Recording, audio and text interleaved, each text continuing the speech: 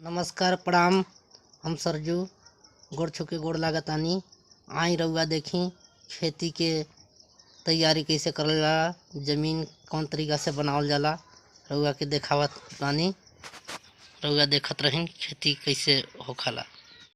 यही तरीका से खेत के बनाई और खेती करें, खेती बढ़िया होई। यही तरीका खेत के तैयारी करल जाला। आई भाभी लोग देखी कैसे मुराई लगावल जाला, देखी कैसे चंपाराज लगावत बानी मुराई, और इसी तरीका से लगाई।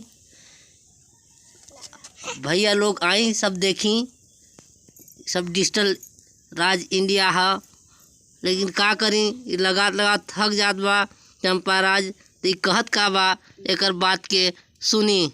कैसे चलाई डीजल के गड़िया, कैसे चलाई पेट्रोल के। ऐसैया आ गइल बा डिजिटल जमाना, खेती करा दे रिमोट से।